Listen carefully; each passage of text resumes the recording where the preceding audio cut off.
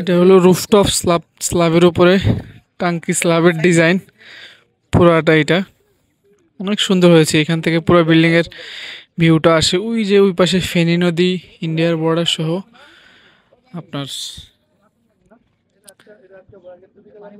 এইদিকে আপনার ইন্ডিয়ার বর্ডার, এখান দিয়ে এই পাশটা দিয়ে ইন্ডিয়ার বর্ডার গিয়েছে। সো বাংলাদেশ ইন্ডিয়া মৈত্রী ভবন বলা যায় কাইন্ড অফ। অনেক সুন্দর হয়েছে এই ডিজাইনটা।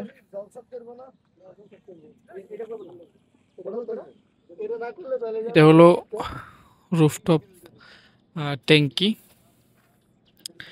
ছাদ থেকে অনেক সুন্দর ভিউ। এরকম একটা ডুপ্লেক্স আসলে মনের মতো, এরকম ডুপ্লেক্সই তো সবাই চায়। এরকম একটা ডুপ্লেক্স সবার হোক কাইন্ড অফ, ওরকম একটা চিন্তা ভাবনা থাকে। চারদিকে সবুজ থাকবে, পাশে নদী থাকবে, নিজের মতো করে থাকা যাবে, উপরে ছাদের উপরে বসা যাবে, আড্ডা দেওয়া যাবে। আসলে আমি যত কাস্টমারের সাথে কথা বলি ম্যাক্সিমাম কাস্টমারই বলেন যে ডুপ্লেক্স তো আসলে স্বপ্নের কাইন্ড অফ করা। মানুষের ড্রিম থাকে একটা ডুপ্লেক্স বাসা থাকবে তার নিজস্ব। সো ওই রকমের একটা সাইকোলজি যখন কাজ করে, এরকম একটা বাসা একদম প্ল্যান অনুযায়ী সুন্দর একটা বাসা যদি আপনি করতে পারেন, সেক্ষেত্রে সাকসেসফুল থাকে অবশ্য।